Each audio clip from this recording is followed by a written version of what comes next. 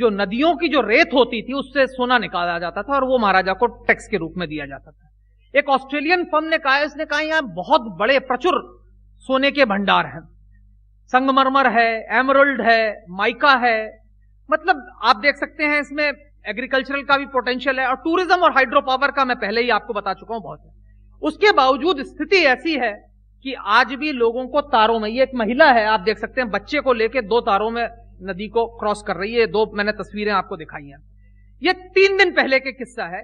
4 दिसंबर को बल्तिस्तान पूरे विश्व से कट गया क्योंकि भारत से जो उसकी सड़क है उसको पाकिस्तान नहीं जोड़ने देता और 4 दिसंबर को ये ट्रक जो है इस हैंगिंग ब्रिज से, ये अकेला एक हैंगिंग ब्रिज है जो बल्टिस्तान को गिलगिट से और पाकिस्तान से जोड़ता है, ये 4 दिसंबर को अभी 4 दिन पहले टूट गया और उसके बाद से बल्टिस्तान का संबंध जो है सिर्फ हवा के जरिए है, रोड के जरिए, कोई संपर्क पूरे शेष उस क्षेत्र से नहीं है। गिलगिट बाल्टिस्तान जो पूरे पाकिस्तान को पानी देता है, उस क्षेत्र में लोगों को पानी नहीं मिल रहा 2 हफ्तों से और लोग प्रोटेस्ट कर रहे हैं। ये मैंने एक पिक्चर दिखाई है, लेकिन ये दिखा रहा है कि किस तरीके से इस क्षेत्र का जो है एक्सप्लॉयटेशन हो रहा है। जो सबसे महत्वपूर्ण चीज जो यहां पे है वो है ये सेक्टेरियन कॉन्फ्लिक्ट। और ये मैं पहले भी कह चुका हूं कि हमें इस्लाम को एक मोनोलिथ की तरह देखना छोड़ना होगा। और यहां पे मैं कहूंगा कि कितना भिन्न है अलग अलग मत एक दूसरे से, ये समझना चाहिए। जब शेख अब्दुल्ला ने कश्मीर में सत्ता संभाली तो उन्होंने लैंड टू द टिलर का एक कानून पास किया, क्योंकि कश्मीर में जो भी जमीन थी अधिकतर जो थी पंडितों के पास थी और इस कानून के जरिए उन्होंने उनको जमीन से अलग कर दिया। और जो वहां के जो, लेकिन जब ये कानून उन्होंने बनाया तो जो कश्मीर के शिया थे उन्होंने कहा नहीं, ये हमारे मजहब के खिलाफ है और इसके कारण इस कानून में संशोधन किया गया। तो जहां पे टिलर शिया थे वहां पे जमीन मालिकों के पास रही और जहां पे सुन्नी टेनेंट्स थे वहां वो जमीन उनके पास चली। तो ये इतना बड़ा अंतर है, इसको समझने की आवश्यकता है और इसको मोनोलिथ की तरह। और इस क्षेत्र में शिया सुन्नी दंगे जो हैं काफी समय से चल रहे हैं। यहां पे कई और मतावलंबी हैं जैसे नूर बख्शीज हैं, इस्माइलीज हैं, और जो तालिबानाइजेशन हो रहा है इसके कारण ये जो है दंगे काफी बढ़ रहे हैं। यहां जो दंगे हो रहे हैं ये पाकिस्तान में जो शिया सुन्नी कॉन्फ्लिक्ट है उसका एक नेचुरल मैनिफेस्टेशन है, क्योंकि जब आपने एक पाकिस्तान बना दिया ये कह के कि मुसलमान जो है एक भिन्न राष्ट्र हैं, तो दूसरा जो नेचुरल क्वेश्चन है वो ये है कि मुसलमान कौन है। और पाकिस्तान सन 1953 से इस समस्या से ग्रस्त है। 1953 में पहली बार एंटी अहमदिया रॉयट्स हुए थे और उसके बाद एक जस्टिस मुनीर केयानी कमीशन वहां अपॉइंट हुआ था। उसकी जो टर्म्स ऑफ रेफरेंस थी वो ये थी डिफाइन करना कि अहमदियाज मुस्लिम्स हैं कि नहीं है। ये कमीशन करीब 300 दिन बैठा और उसके बाद इसने अपनी रिपोर्ट दी। ये ऑनलाइन अवेलेबल है, जिसको भी शौक हो पढ़ सकता है। बड़ी इंटरेस्टिंग रिपोर्ट है। ये कहती है 300 पेज की करीब की रिपोर्ट है। वो कहते हैं कि हमने 23 उलेमाओं को बुलाया, 23 सेट्स ऑफ उलेमा, और हमने उनसे पूछा कि आप मुस्लिम की परिभाषा क्या है। और उन्होंने कहा कि अगर हम एक उलेमा की परिभाषा को मान लें तो हमें 22 अन्य को हमको मिला के गैर मुस्लिम करार देना पड़ेगा। तो उन्होंने कहा चूंकि इसमें कोई भी 2 उलेमा तैयार नहीं है कि मुस्लिम की डेफिनेशन क्या है, यह कमीशन इस स्टेज में नहीं है कि यह डिसाइड कर पाए कि अहमदिया मुस्लिम है या नहीं। पर यह समस्या बढ़ती चली गई और 71 के बाद जब वहां माइनॉरिटीज बिल्कुल ही नगण्य हो गई और एक ऑब्जेक्ट ऑफ हेट क्रिएट करना था, शियाओं के खिलाफ दंगे बढ़ते गए और जो भी वहां होता है उसका एक असर आपको गिलगिट बाल्टिस्तान में मिलता है, क्योंकि यहां पे शिया बहुलता में है। तो जो भी वहां होता है उसका एक रिएक्शन होता है। और अगर आप देखें उस समय से सन 88 में जब जनरल जियाउल हक वहां के शासक थे तो उन्होंने ब्रिगेडियर परवेज मुशर्रफ को आदेश दिया, उस समय ब्रिगेडियर थे, तो वो फाटा से सुन्नियों को लेके आए और उन्होंने शियाओं का कत्लेआम किया इस क्षेत्र में। और उसके बाद से यहां पर रेगुलर कॉन्फ्लिक्ट चलती रही है। 2004-5 में पूरे 1 साल गिलगिट बाल्टिस्तान क्षेत्र में कोई भी एजुकेशनल इंस्टीट्यूशन नहीं खुला, क्योंकि पाकिस्तान के अंदर एक इस्लामिक स्टडीज की सब्जेक्ट होता है और एक पाकिस्तान स्टडीज का सब्जेक्ट होता है। शियाओं का कहना था कि उर्दू और जो इस्लामियत की किताब है वो उनका मत जो है नहीं इंडिकेट करती, ये दूसरों का मत इंडिकेट करती है। और 1 साल पूरे एजुकेशनल इंस्टीट्यूशन बंद रहे। आगा जियाउद्दीन जो वहां के शिया नेता थे उन्होंने एक नेगोशिएट किया पीस और फिर उसके बाद स्कूल खुले, पर उसके एवज में उनको मार दिया गया आतंकवादियों के द्वारा। और तब से कुछ ना कुछ हमले चलते ही रह रहे हैं। ये कई हैं, इसमें बीच में आईजी पुलिस जो थे वहां पे उनको मार दिया।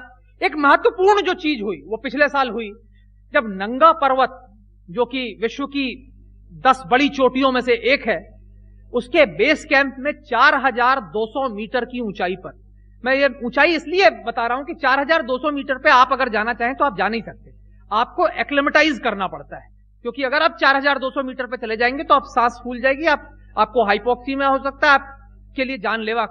तो जो सेना के सिपाही भी वो जाते हैं, वो एक सर्टेन लेवल पे जाके कुछ दिन रुकते हैं और फिर जाते हैं। पर 4200 मीटर की ऊंचाई पे इन्होंने 10 पर्वतारोहियों को एक शिया गाइड के साथ मार दिया। तो यह दिखलाता है कि इस क्षेत्र के अंदर कट्टरपंथी शक्तियों की किस तरीके से बढ़ रही है, और उसके बाद से ऑफकोर्स इस तरीके की हमलाएं चल रही हैं। मैं समय अपना बढ़ रहा है, मैं कुछ मिनट और लेना चाहूंगा। यहां मैं आपको इनकी सांस्कृतिक और भाषाई जो भिन्नता है उसके बारे में दिखाना चाहता हूं। यहां पे जो छोटी छोटी भाषाओं और छोटी छोटी विभिन्न संस्कृतियों के लोग हैं, क्योंकि हर घाटी के लोगों की अलग भाषा और अलग संस्कृति है।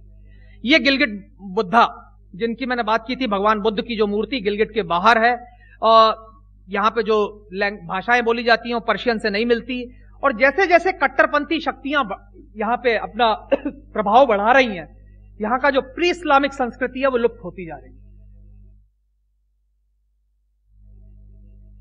इसलिए यहां के जो लोग हैं वो ये चाह रहे हैं कि हमारी लेह और कारगिल के साथ जो कनेक्टिविटी है वो स्टैब्लिश हो, विशेषकर स्कार्दू में, क्योंकि वो चाह रहे हैं कि जो हमारी तिब्बतन भाषा है, जो हमारा संस्कृति है, जो लेह और कारगिल से मिलता है, वो हम फिर से रिवाइव कर सके। और इसी कारण ये एकमात्र रोड मार्ग है जिसको पाकिस्तान खोलने के लिए तैयार नहीं हुआ। पुंछ रावलाकोट खोल दिया गया, आपका उरी मुजफ्फराबाद खुल गया, पर जब भी हम गिलगिट कारगिल स्कार्दू की बात करते हैं पाकिस्तान उस पर आगे बढ़ने के लिए तैयार नहीं है। यह मैं दिखाना चाह रहा था, ये यहां के बैलों की जोड़ी है। अगर आप देखें इनके सबके गले में स्वास्तिक का चिन्ह बना हुआ है। यह दिखला रहा हूं एक ऐसे क्षेत्र में जहां पे कि 100% जनसंख्या मुस्लिम, इसे यंगड्रोंग कहते हैं, यह साइन ऑफ प्रॉस्पेरिटी माना जाता है। ये अगर देखें महल है, इसमें भी स्वास्तिक बने हुए हैं। अगर आप चारों तरफ देखें जगह जगह जो है स्वास्तिक के चिन्ह बने हुए हैं। ये बुद्धिस्ट झंडे हैं। इस क्षेत्र में आज एक भी बौद्ध मतावलंबी नहीं है, लेकिन फिर भी ये प्रेयर फ्लैग्स जो हैं यहां पे देखे जाते हैं। ये बल्टिस्तान स्टूडेंट्स फेडरेशन का झंडा है, इसके ऑफिशियल झंडे में स्वास्तिक का निशान है। ये अगेन आप देख सकते हैं शिगार महल के अंदर स्वास्तिक बना हुआ। ये वहां की नूरबख्शी लोगों की खानका है, जैसे मस्जिद होती है वैसे। अगर आप देखें ये किसी भी अन्य क्षेत्र की मस्जिद से नहीं मिलते। इसके अंदर आप देखिए जिस तरीके की मीनाकारी हो रखी है, जो संस्कृति है ये दूसरी संस्कृति, ये तिब्बतन संस्कृति को दर्शा रहा है। ये उसी की एक झलक। ये मैं दिखा रहा था जो अभी 16 नवंबर को ये ISIS Gilgit Baltistan welcomes you ये करके एक ग्राफिटी लिखी गई। तो ये दिखला रहा है कि जो इस्लामिक स्टेट और अलकायदा जैसी कट्टरपंथी शक्तियां हैं ये उस क्षेत्र में प्रवेश कर रही हैं जो भारत का एक हिस्सा है। और इस क्षेत्र में अब पिछले कुछ समय से चीन की काफी बड़ी घुसपैठ हो रही है, क्योंकि चीन इस क्षेत्र के जरिए अगर आप देखें तो ये जो है ग्वादर जो यहां पे बंदरगाह है इसको एक्सेस करना चाहता है। ये जो हरे में है ये बनाने की कोशिश है, जो लाल में है ये एग्जिस्टिंग पाइपलाइंस है, यहां पाइपलाइन बनाना चाहता है, यहां से ऑयल लेके जाना चाहता है। तो चीन यहां पे कई प्रोजेक्ट्स में काम कर रहा है, करीब 32 प्रोजेक्ट बांध बन रहे हैं, कई प्रोजेक्ट बन रहे हैं, उसमें चीन है। लेकिन एक जो महत्वपूर्ण चीज है वो ये समझनी चाहिए कि आज पाकिस्तान के अंदर जो भी पाकिस्तानी सरकार से लड़ रहा है उसने एक चीज समझ ली है कि आप 10 पाकिस्तानियों को मारिए, पाकिस्तान की सरकार को कोई फर्क नहीं पड़ता, पर अगर आप एक चीनी को मारेंगे तो पाकिस्तान की सरकार हिल जाती है। तो इसलिए पाकिस्तान के खिलाफ जितने भी लोग लड़ रहे हैं उन्होंने सबने चीनियों को मारने का अपना अंदेशा बना लिया है। तालिबान ने 2005 में अब्दुल्ला महसूद ने 2 चीनी इंजीनियर किडनैप किए, उसके बाद अभी पेशावर में मार दिया। ये नंगा पर्वत में जो बेस कैंप में मारे गए, जो अधिकतर 9 विदेशी मारे गए, उनमें से अधिकांश चीनी मूल के थे। कई चीनी नागरिक नहीं थे लेकिन चीनी मूल के करीब करीब सब थे, तो उनको मार। 2008 में बलोचों ने कहा कि जो भी चीनी है, चीनी नागरिक हैं और चीनी एसेट्स हैं वो सब वैलिड टारगेट्स हैं, बिकॉज चीन हमारे धरती को कॉलोनाइज कर रहा है। उसके बाद से 3 चीनी कंपनियां बलूचिस्तान से भाग गई। 2013 में सिंधियों ने कहा कि चीन जो है हमारे क्षेत्र को कॉलोनाइज कर रहा है, और उसके बाद उन्होंने चीनी कंपनियों के सिम कार्ड जलाने शुरू कर दिए। तो इस कारण जो भी चीनी कंपनियां काम कर रही हैं उनके लिए एक सुरक्षा का बहुत बड़ा खतरा यहां पे पैदा हो गया है इन कट्टरपंथी शक्तियों के द्वारा। ये एक नक्शा था, मैं दिखाने की कोशिश कर रहा था। चीनी और पाकिस्तानी सैनिक बैठे हुए हैं। क्या करना चाहिए हमें, ये मेरा विचार है, अन्य लोग इससे ना माने। मेरा मानना है कि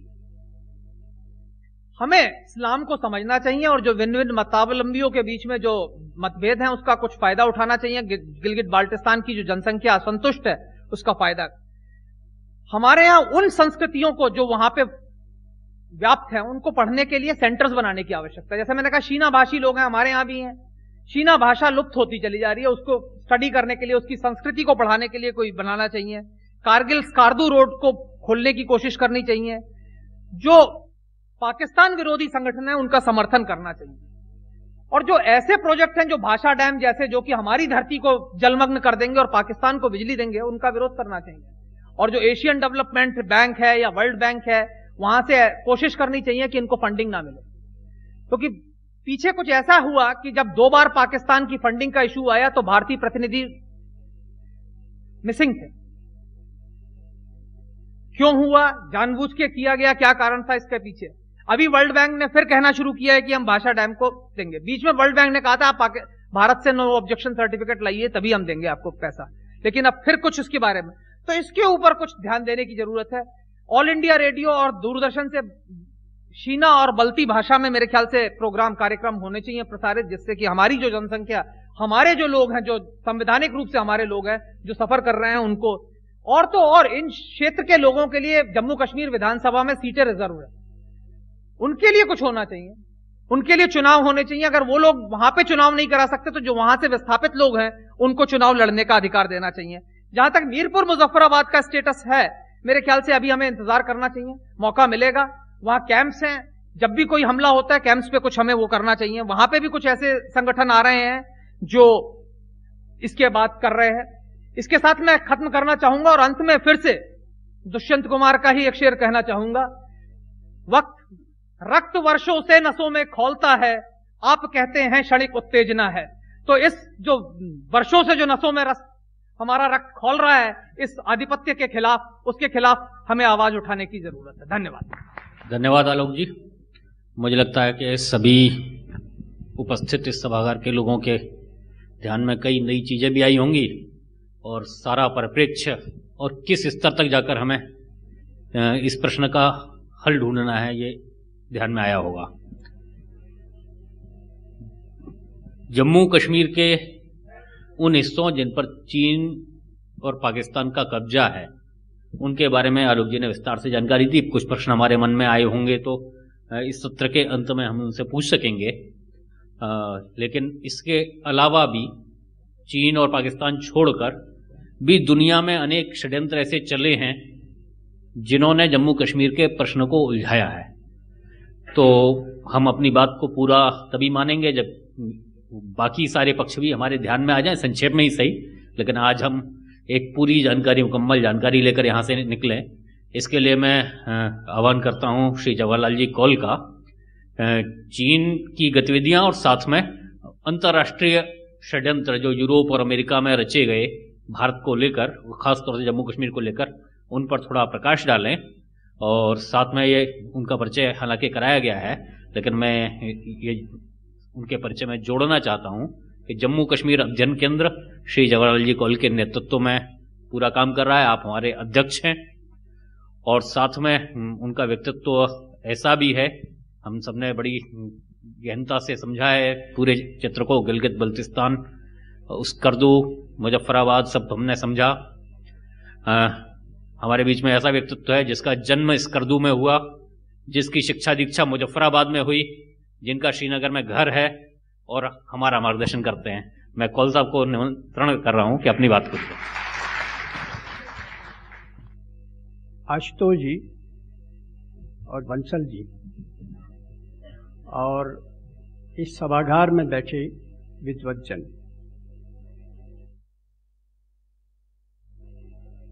अक्सर ये पूछा जा रहा है कि आखिर हमारे शांति प्रयासों के बावजूद हमारे सबसे बड़े पड़ोसी चीन लगातार हमारी सीमाओं पर क्यों घुसपैठ कर रहा है, क्यों लगातार उनके सैनिक हमारे क्षेत्रों में आगे बढ़ रहे हैं, सीमावर्ती लोगों को त्रस्त कर रहे हैं। इसके लिए थोड़ा पहले जाना पड़ेगा। हमको याद रखना चाहिए कि तिब्बत हमारे लिए सांस्कृतिक रूप से कोई दूसरा देश नहीं था।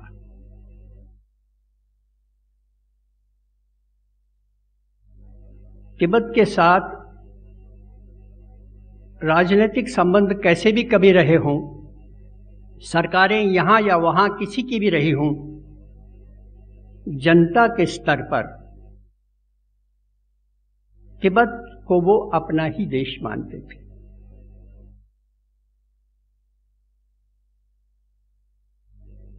हमारी नदियां, सबसे बड़ी नदियां सिंधु और ब्रह्मपुत्र वहीं पैदा होती है। इसके अतिरिक्त भी कम से कम आधा दर्जन महत्वपूर्ण नदियों का उद्गम स्रोत तिब्बत ही है। बौद्ध धर्म का प्रसार तिब्बत से होकर ही आगे बढ़ा। मध्यकाल में जब विदेशी आक्रमण हुए और भारतीय वांग्मय के बहुत सारे महत्वपूर्ण ग्रंथ, खासकर दर्शन और धर्म से जुड़े हुए महत्वपूर्ण ग्रंथ समाप्त हो गए या खो गए, तब कुछ भारतीय विद्वानों ने उन्हीं ग्रंथों को, लगभग 1000 ग्रंथों को तिब्बत से लाया। तिब्बती भाषा में उनका अनुवाद हो चुका था, संस्कृत भाषा में उनका लोप हो चुका था, हमारे पास नहीं था। बौद्ध धर्म से लेकर तंत्र तक की जितनी भी विद्याएं, चाहे राहुल सांकृत्यायन ने लाई हूं या डॉक्टर रघुवीर के प्रयास से लाई हूं या और लोगों के प्रयास से आई हूं, सैकड़ों खच्चरों पर ये पुस्तकें यहाँ आई। अब ये हमारे यहाँ उपलब्ध है। यानी हमारे शास्त्रों का, हमारे दर्शन का, हमारे धर्म का भंडार भी वहीं मौजूद था जो हमें प्राप्त हुआ। इसलिए हमारे तीर्थ भी वहां हैं। मानसरोवर और कैलाश हमारे लिए उतने ही पवित्र हैं जितने केदारनाथ या बद्रीनाथ, गंगोत्री या अमरनाथ।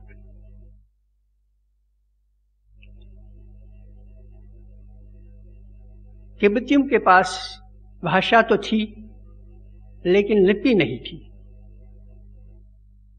ये जानकर आपको प्रसन्नता होगी कि तिब्बतियों को लिपि हमने ही दी।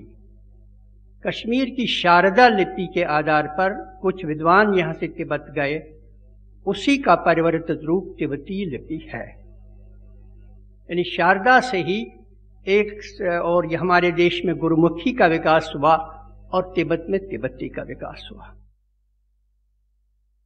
इस तरह का संस्कार, इस तरह का संबंध था। और व्यापार तो खैर होता ही था।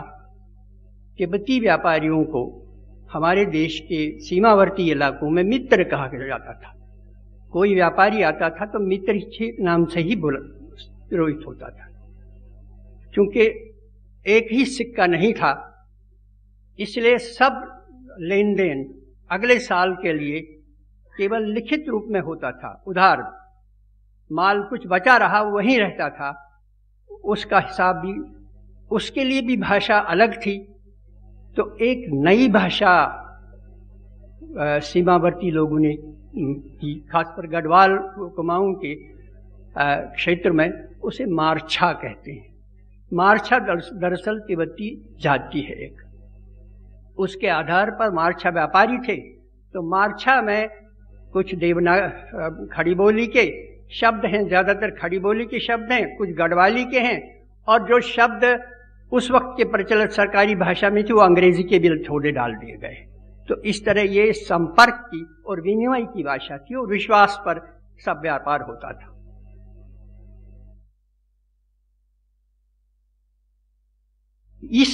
इन संबंधों को जब चीन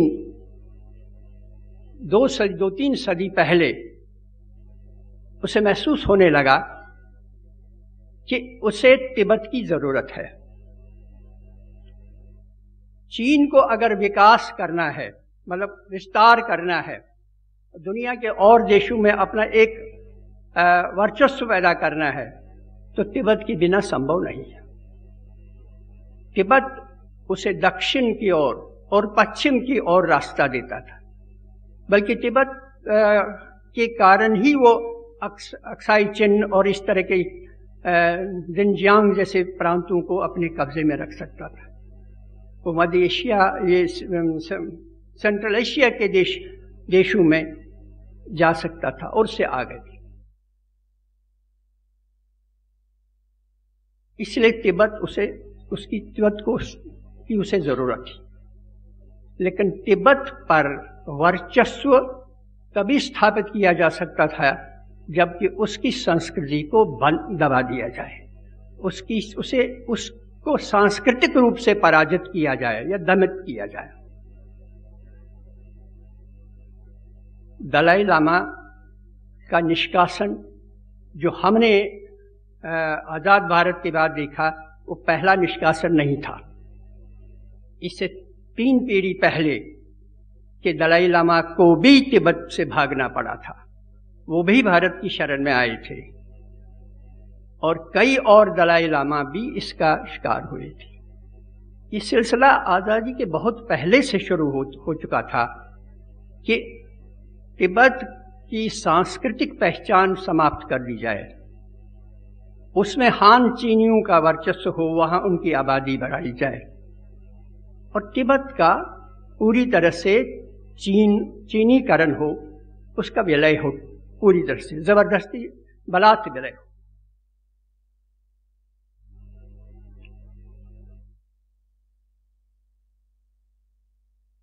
इसके लिए कुछ और बातें भी जरूरी हो गई थी।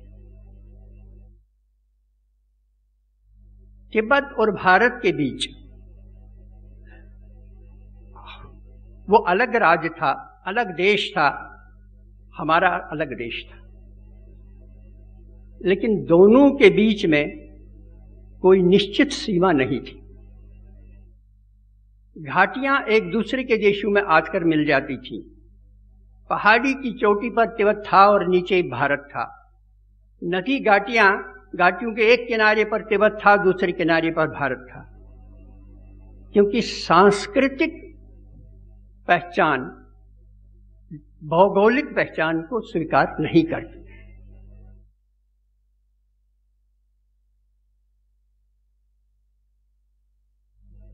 आजादी से पहले 19वीं शताब्दी में अंग्रेजों का राज यहां स्थापित हो चुका था। अंग्रेजों को उस वक्त डर सता रहा था कि रूस की जारिस्ट रूस भी अपने विस्तारवादी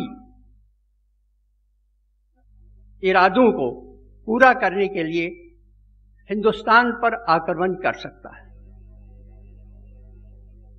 वो अफगानिस्तान के माध्यम से और कश्मीर के रास्ते से भारत पर आक्रमण कर सकता था। ब्रिटिश अंपायर को उन्हें खतरा महसूस हुआ, इसलिए उन्होंने कश्मीर के महाराजाओं को उन पर दबाव डालना शुरू किया कि वो इस क्षेत्र जिसके बारे में अभी आप बंसल जी से सुन रहे थे, उस क्षेत्र का फौजी अधिकार, सैनिक अधिकार अंग्रेजों को दे। यानी गिलगित बल्तिस्तान में उन्हें अपने फौजी कदम जमाने दे। कश्मीर के महाराजा पहले तो इसे स्वीकार नहीं कर रहे थे, लेकिन कई दबावों के कारण, कई मजबूरियों के कारण उन्हें वो स्वीकार करना पड़ा। इसे ग्रेट गिलगित गेम कहा जाता है। ग्रेट गिलगित गेम इसलिए कहा जाता था कि गिलगित एक ऐसी सामरिक स्थिति में था जहां बहुत सारे बड़े एम्पायर मिलते थे, एक कॉरिडोर था और उनकी नजर उस पर थी। अंग्रेज यहां अपना वर्चस्व स्थापित करना चाहते थे ताकि अफगानिस्तान के दरों पर वो नजर रखें और तिब्बत के रास्ते से को रोक सके। चीन उस वक्त उनके नजर में महत्वपूर्ण नहीं था। चीन का थोड़ा बहुत खतरा उन्हें लग रहा होगा, लेकिन चीन से उस वक्त वो डरते नहीं थे। मुख्य रूप से उन्हें वो डर रूस का था। 1917 में रूस में क्रांति हुई और सोवियत संघ बना, लेकिन सोवियत संघ की विस्तारवादी नीतियां और भी ज्यादा खतरनाक थी। ये डर उन्हें और भी ज्यादा सताने लगा। अंत में उन्होंने महाराजा हरि सिंह को मजबूर कर दिया कि वह 60 साल का एक एग्रीमेंट करे, जिसमें डिफेंस की सारी जिम्मेदारी, सारे राइट्स अंग्रेजों के थे, लेकिन सिविलियन एडमिनिस्ट्रेशन और सॉवरेनिटी महाराजा के पास ही रहती थी। फ्लैग महाराजा की ही चलती थी।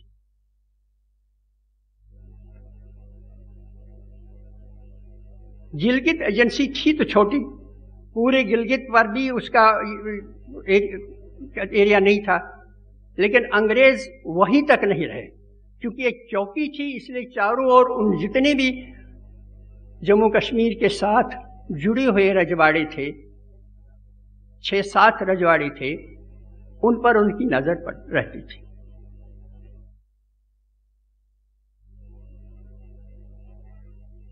(1935) से पहले जब ये गिलगित एजेंसी का समझौता हुआ, उससे पहले अंग्रेज ये मान चुके थे कि उन्हें हिंदुस्तान छोड़ना पड़ेगा। 1935 से उन्होंने सिविल सर्विसेज में भर्ती बंद कर दी थी अंग्रेजों की। फौज में भी थोड़ा बहुत भारतीयों को आगे आने की सुविधा थी। वो धीरे धीरे अपने आप को इस बात के लिए तैयार कर रहे थे कि उन्हें हिंदुस्तान छोड़ना है। लेकिन अगर हिंदुस्तान छोड़ना है तो हिंदुस्तान को एक ताकतवर देश, शक्तिशाली पावर सेंटर के रूप में उभरने नहीं देना है।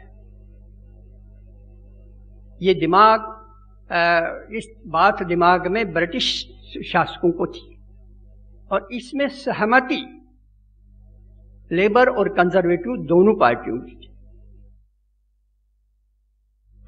चर्चिल को एंटी इंडिया माना जाता था और एटली को प्रो इंडिया माना जाता था, लेकिन इस मामले में दोनों सहमत थे कि भारत को एक शक्तिशाली देश या एक शक्तिशाली पावर सेंटर की तरह हमने रहने नहीं देना चाहिए।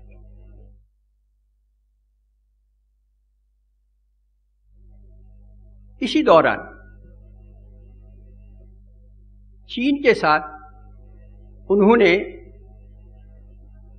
सीमा निर्धारण का एक उपक्रम चला रखा था। इन्हें तिब्बत के साथ भारत की सीमाएं बांध दी जाएं, क्योंकि सीमाएं थी नहीं। कई प्रस्ताव आए, कई रेखाएं, यानी जिसे मैकमोहन लाइन कहते हैं, इसी तरह का कई लाइन्स हैं। कई अफसरों ने अलग अलग सीमाएं बांधी, लेकिन अंग्रेजों ने तभी तक इसमें रुचि दिखाई जब तक उन्हें यह विश्वास नहीं हो गया कि वो भारत से जाने वाले हैं। जिस दिन उन्होंने तय किया, जब जिस दिन यूके में, इंग्लैंड में तय हुआ कि भारत को छोड़ना है, उन्होंने उसमें रुचि लेना बंद कर दिया। कम से कम 2 टीम्स जिन्होंने भारत और तिब्बत के बीच सीमाएं निर्धारित कर ली थी, उनको उन्होंने अपनी ही टीम उनको नकार दिया। नतीजा ये हुआ कि जब अंग्रेज गए तो हमारी सीमाएं फिर भी निर्धारित नहीं थी, और चीन के लिए ये बहुत अच्छा मौका था।